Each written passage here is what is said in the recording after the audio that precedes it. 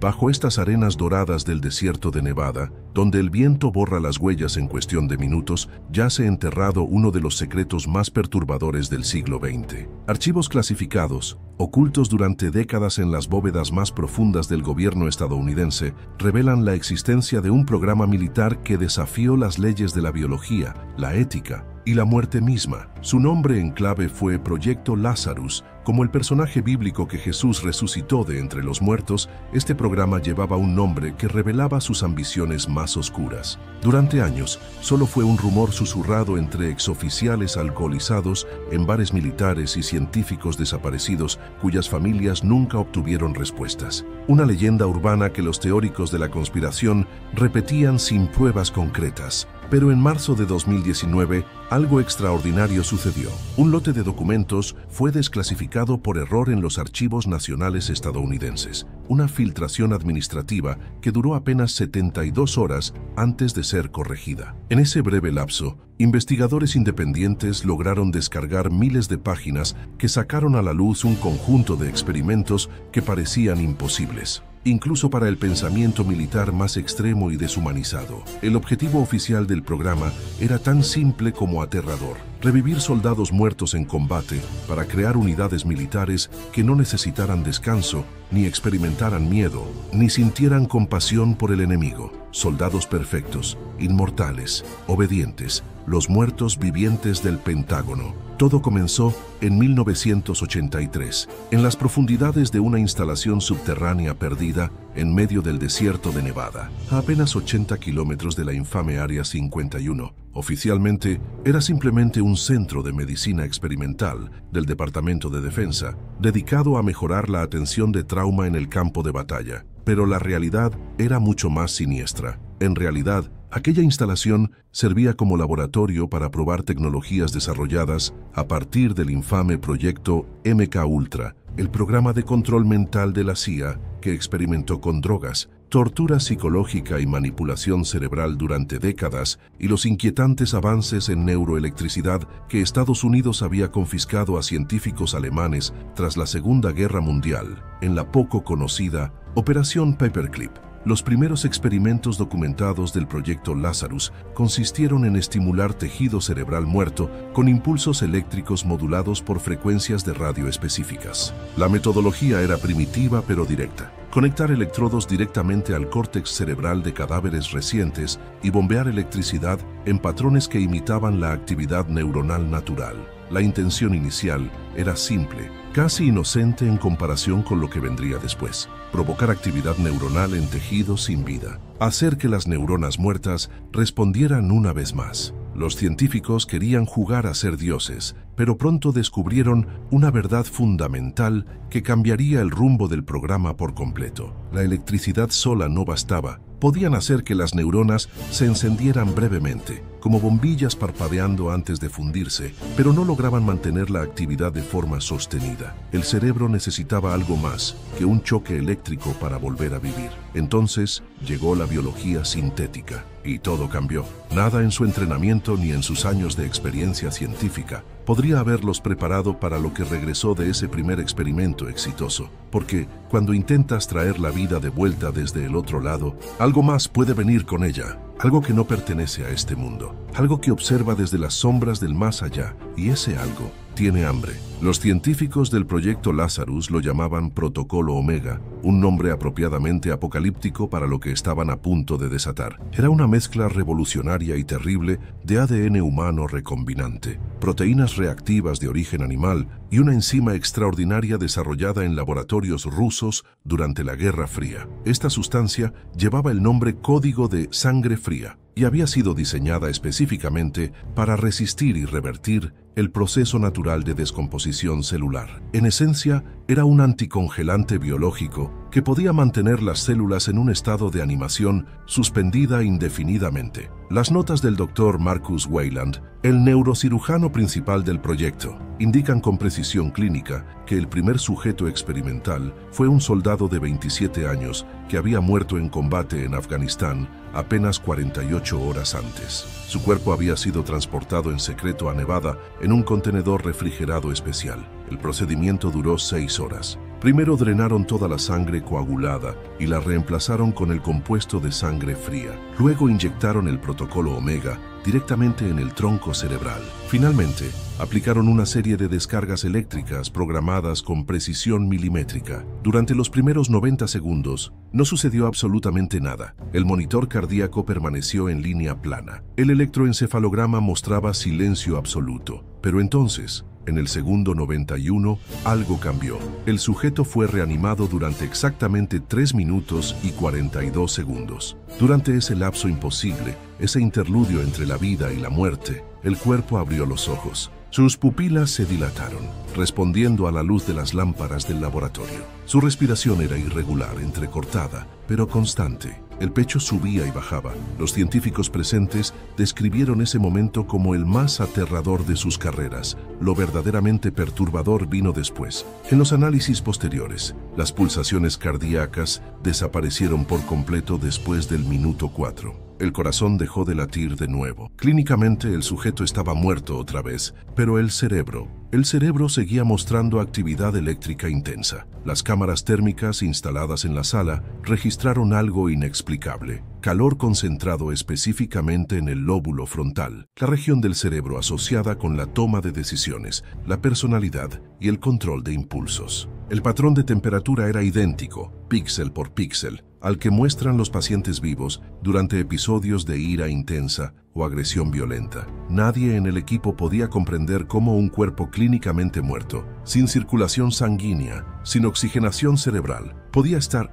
enojado. ¿Contra qué? ¿Contra quién? O quizás enojado por haber sido traído de vuelta. Durante las siguientes 3 semanas, el equipo realizó 3 nuevos intentos con diferentes sujetos, ajustando las dosis y los protocolos. Los 3 experimentos fracasaron de maneras distintas, pero igual de inquietantes. Los cuerpos revivían por breves minutos, nunca más de 5, pero mostraban movimientos reflejos que no correspondían a los impulsos eléctricos aplicados. Uno de los sujetos movió su mano izquierda para apartar el brazo de un técnico que se acercaba demasiado, a pesar de que los sensores mostraban que no había actividad en la corteza motora que controlaba ese movimiento. Era como si algo más, algo exterior a la neurología convencional, estuviera controlando los movimientos. Uno de los investigadores principales, el Dr. James Kellerman, escribió una frase escalofriante en su informe semanal.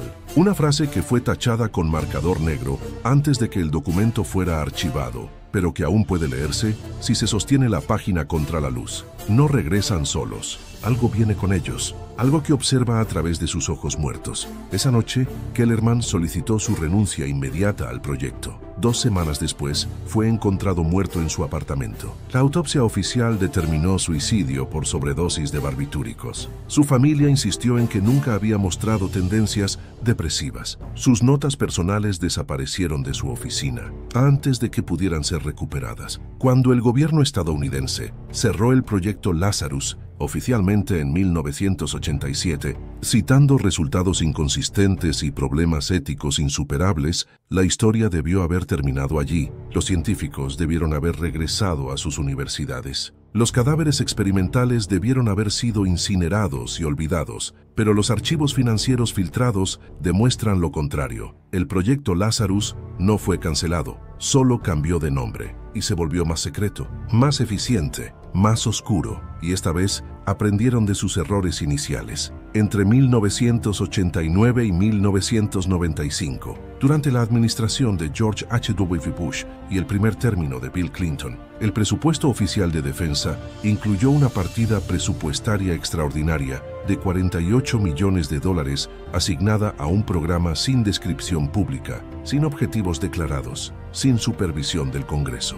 El código presupuestario era simplemente Proyecto Rebirth, Renacimiento. Los números de la partida presupuestaria coincidían exactamente con los gastos operativos históricos de la base de Nevada donde Lazarus había operado. Los códigos de autorización eran idénticos, incluso algunos nombres en las listas de personal se repetían. Y hay algo más. algo que los investigadores descubrieron al cruzar bases de datos públicas con registros militares. En los registros oficiales de defunción del Departamento de Defensa, durante esos años, varios soldados aparecen declarados muertos 2 veces. No es un error administrativo, no es un problema de duplicación de archivos. Son casos en los que un soldado fue declarado muerto en combate, con certificado de defunción oficial, funeral militar, indemnización pagada a la familia, y luego meses o años después aparece un segundo certificado de defunción para la misma persona, con una fecha posterior, como si hubieran muerto, regresado y vuelto a morir.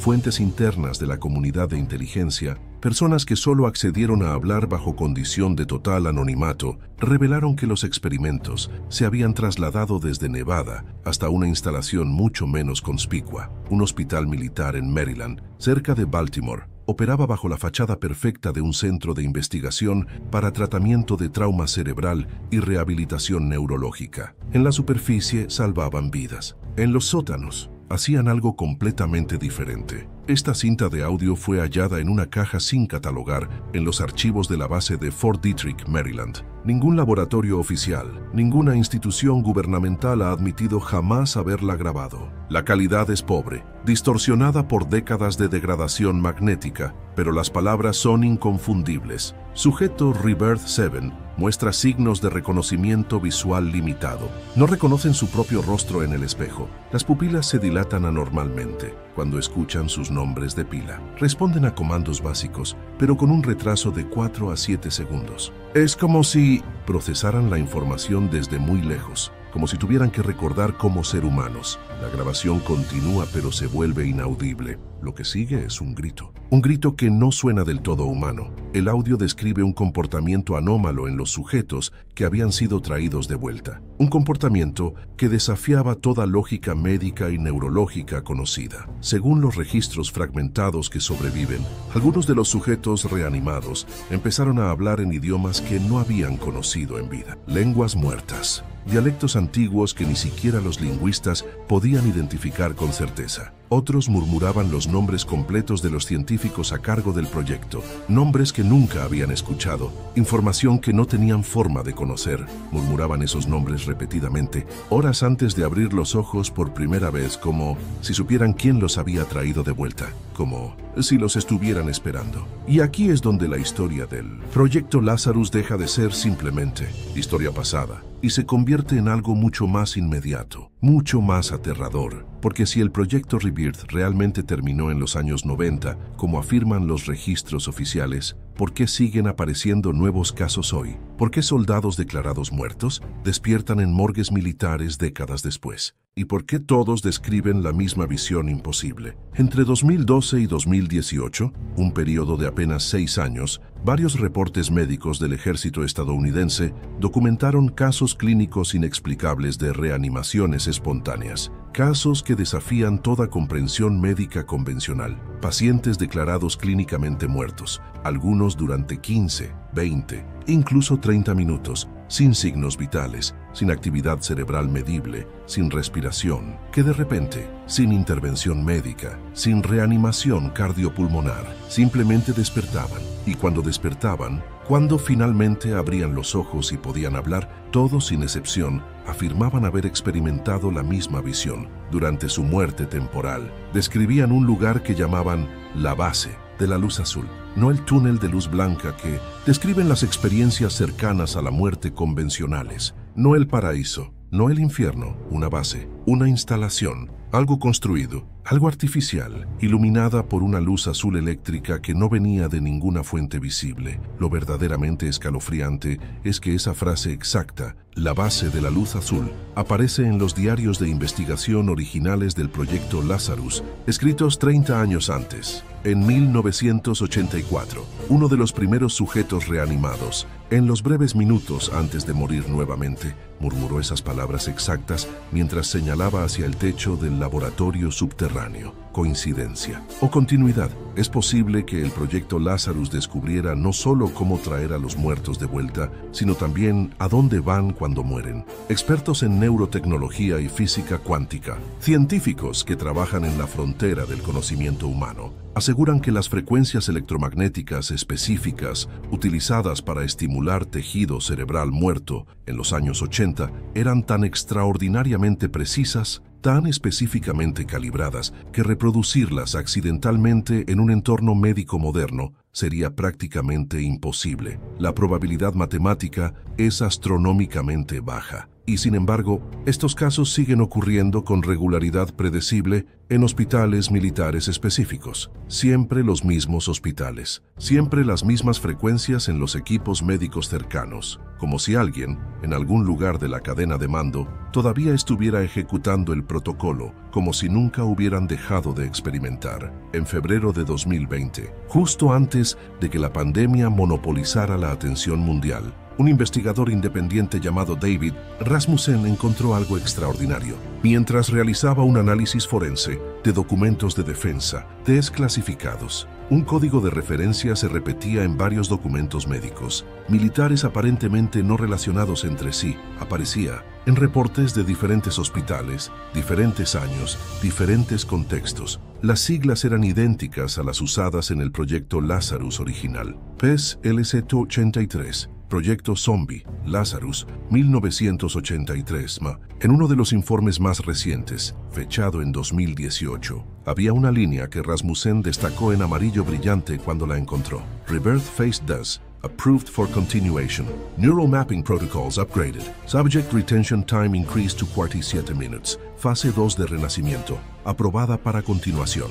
Protocolos de mapeo neural actualizados. Tiempo de retención del sujeto incrementado a 47 minutos. El experimento, aparentemente, no solo había sido reanudado, sino que había evolucionado dramáticamente. Ya no estaban trabajando con los métodos primitivos de los años 80. Ahora tenían tecnología que ni siquiera existía entonces. Bioimpresoras tridimensionales capaces de fabricar tejido neuronal artificial, nanocircuitos neuronales microscópicos capaces de imitar impulsos cerebrales con precisión perfecta, interfaces cerebro-computadora que podían leer y escribir recuerdos directamente en la corteza cerebral. La pregunta ya no era si podían traer a alguien de vuelta. La pregunta era, ¿podían mantenerlo aquí indefinidamente? Durante siglos, milenios incluso, la humanidad ha creído que la resurrección era un milagro divino, un acto que solo los dioses podían realizar, un misterio sagrado más allá de la comprensión humana. Pero en los laboratorios secretos del complejo militar industrial, los científicos del proyecto Lazarus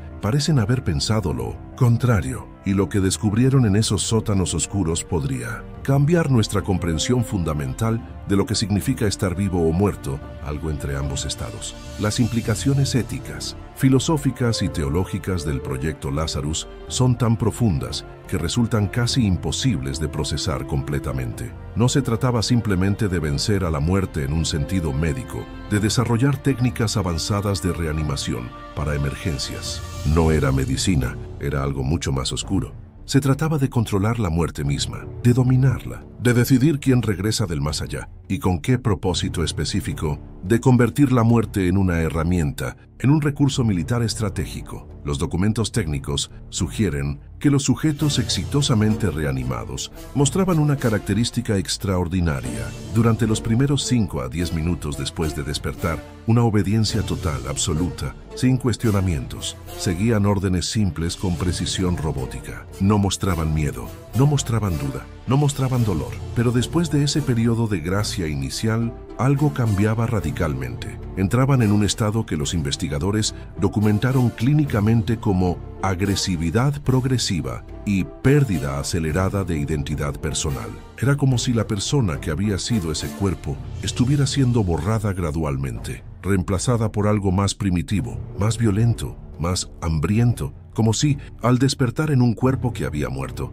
algo dentro de ellos comenzara a resistirse. Con todas sus fuerzas, los médicos y psicólogos que participaron en las evaluaciones posteriores escribieron reportes extensos sobre un fenómeno que terminaron llamando Efecto del umbral, una resistencia mental, aparentemente instintiva, a permanecer atrapado en el cuerpo físico después del retorno desde la muerte. Los sujetos describían, en los breves momentos de lucidez que tenían, una sensación abrumadora de estar siendo jalados hacia atrás, como si algo del otro lado estuviera tratando de recuperarlos, de llevarlos de regreso al lugar del que habían sido arrancados a la fuerza. Y luchaban. Oh, cómo luchaban contra esa fuerza invisible. Las cámaras térmicas instaladas en las salas de observación capturaron algo que ningún científico pudo explicar satisfactoriamente. En las grabaciones se pueden ver figuras humanas moviéndose con patrones de movimiento normales, realizando acciones simples, respondiendo a estímulos,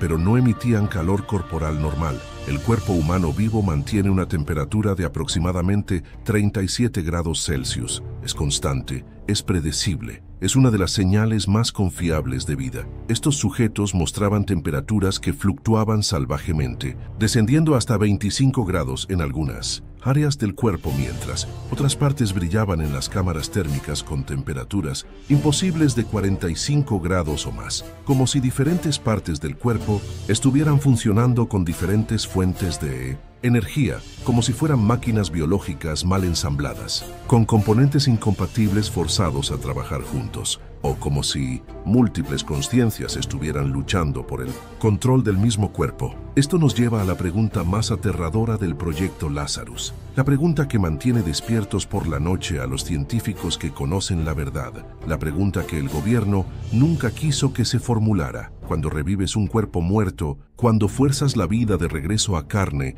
que ya había comenzado su viaje hacia la descomposición, ¿qué regresa realmente? ¿Es la misma persona? ¿Es la misma alma? Pues algo completamente diferente, usando el cuerpo como un disfraz. Los científicos del proyecto Lazarus buscaban crear soldados perfectos, guerreros que no conocieran el miedo, que no necesitaran descanso, que obedecieran sin cuestionar. Pero puede que lo que trajeron de vuelta desde el otro lado de la muerte nunca haya sido humano en absoluto. Puede que hayan abierto una puerta que debió permanecer cerrada para siempre. Algo del otro lado estaba esperando esa oportunidad. Hoy en 2025, el ejército de los Estados Unidos invierte miles de millones de dólares anuales en campos que parecen inocuos en la superficie: biotecnología avanzada, inteligencia artificial militar, regeneración celular y medicina regenerativa. Oficialmente, públicamente, estos programas masivos buscan un objetivo noble: salvar vidas, mejorar la atención médica para veteranos heridos,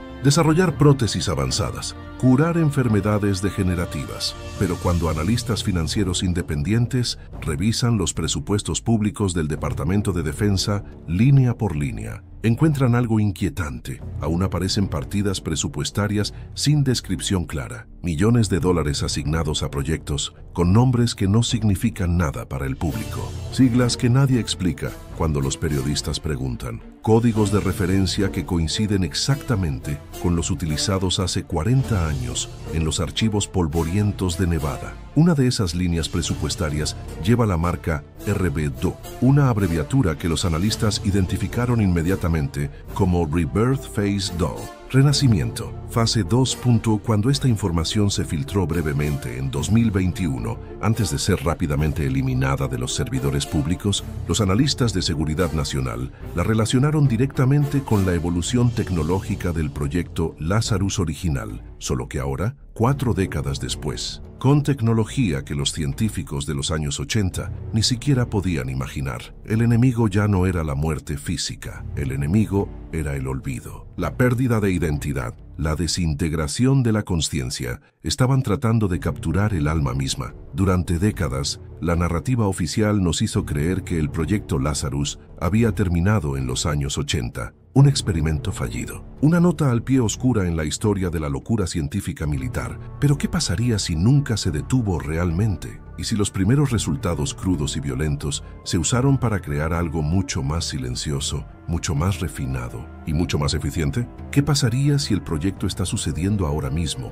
en hospitales que parecen normales, con pacientes que no saben que son experimentos. Los archivos desclasificados indican que, tras el fracaso inicial y los problemas éticos insuperables del proyecto Lazarus original, los administradores militares tomaron una decisión estratégica. El programa fue dividido, fragmentado en 3 subprogramas separados con nombres diferentes, presupuestos separados, instalaciones separadas, cada uno operando de forma independiente, sin que los científicos de un programa supieran necesariamente lo que estaban haciendo los otros. Compartimentalización. La estrategia clásica de proyectos negros. Los 3 programas se llamaban Neurogen, Helix y Echo, cada uno dedicado a una etapa específica del proceso de retorno. Reactivación neuronal, reconstrucción celular y control de conciencia. Neurogen se centraba en desarrollar métodos más refinados para reiniciar la actividad cerebral sin los efectos secundarios violentos de los primeros intentos.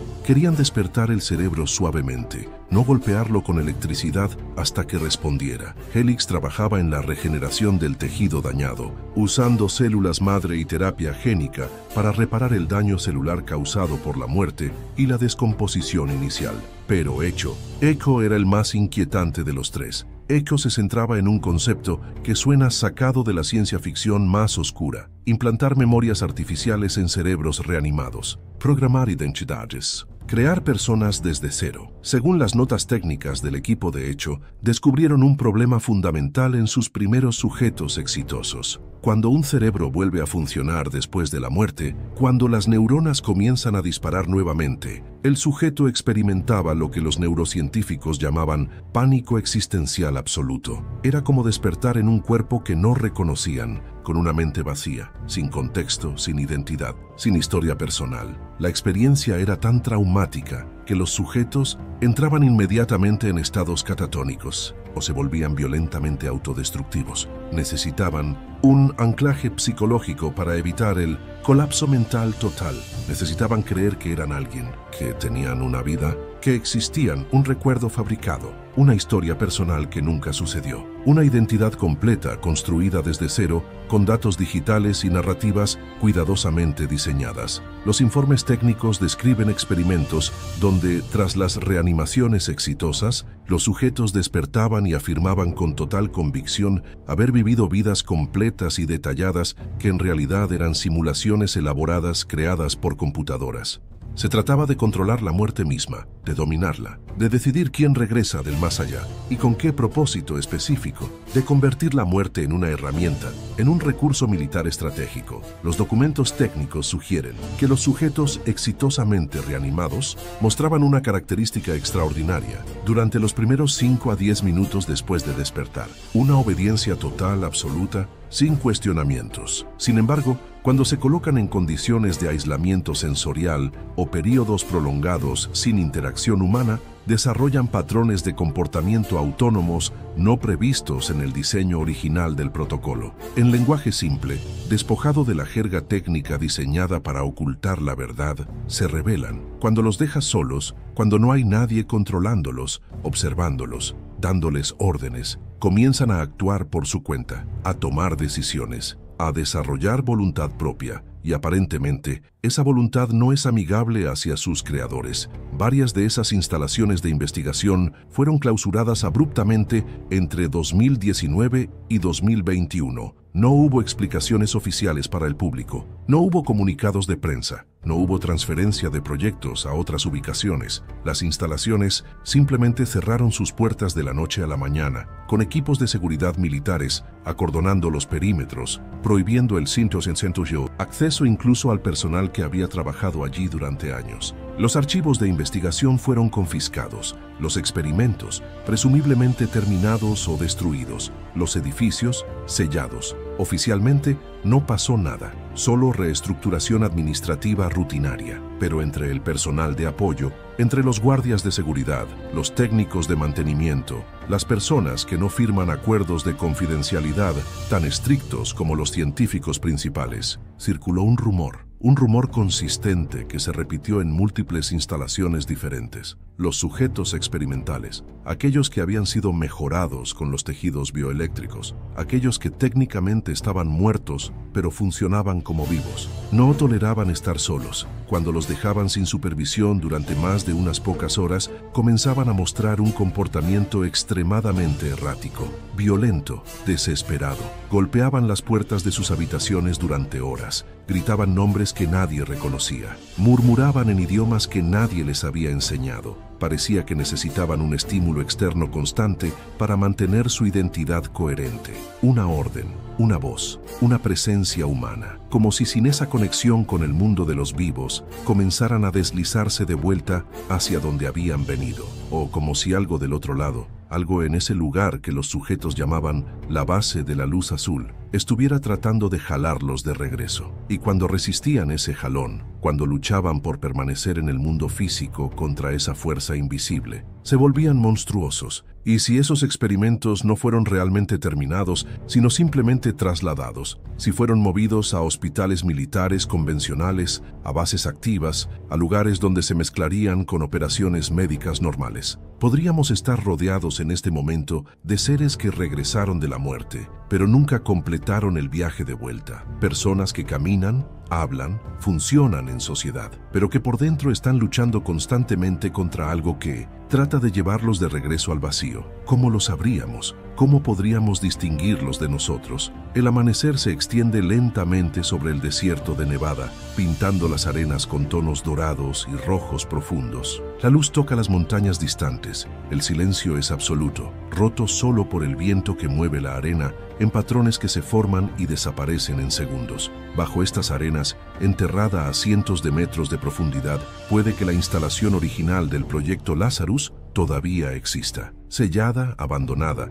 olvidada por todos excepto por aquellos que juraron nunca hablar de lo que vieron en aquellos laboratorios. Pero la pregunta permanece, flotando en el aire seco del desierto, como un espectro que se niega a descansar. El proyecto Lazarus no fue solo un experimento militar, entre muchos otros proyectos clasificados que se pierden en los archivos negros del Pentágono. Fue una declaración de intenciones, una declaración de guerra contra la naturaleza misma, una afirmación arrogante de que el ser humano podía controlar incluso la muerte, podía romper el límite final que separa la existencia de la nada. Era jugar a ser dioses, sin comprender completamente las consecuencias de ese papel, y aunque los documentos oficiales aseguran que el programa fue clausurado definitivamente en 1991, marcado como un fracaso y archivado permanentemente. Los rastros digitales que siguen apareciendo en servidores militares, los informes médicos inexplicables que se filtran ocasionalmente,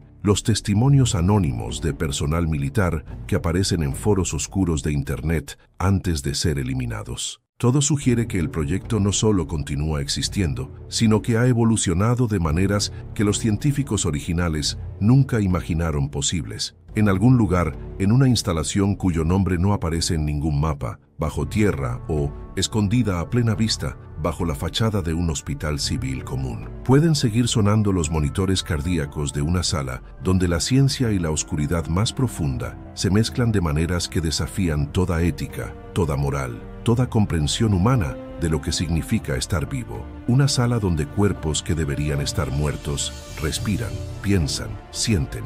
Una sala donde la línea entre la vida y la muerte se ha borrado completamente. Y mientras el mundo avanza aceleradamente hacia la era de la inteligencia artificial, de la biotecnología revolucionaria, de la fusión entre lo humano y lo tecnológico, alguien en algún laboratorio secreto puede estar trabajando en una versión más antigua de esa fusión, una versión más prohibida, más oscura, más fundamental, la inteligencia de los muertos, la conciencia extraída de cuerpos que dejaron de vivir, memorias capturadas en el momento exacto de la muerte, identidades completas, almacenadas en bancos de datos, esperando ser descargadas en nuevos cuerpos cuando sea necesario. Un ejército que nunca puede ser completamente destruido porque sus soldados nunca mueren realmente. Solo se recargan, se reprograman, se reciclan, porque si el proyecto Lazarus fue real, y toda evidencia sugiere que lo fue, si los científicos realmente lograron traer conciencias de vuelta desde el otro lado de la muerte, entonces quizás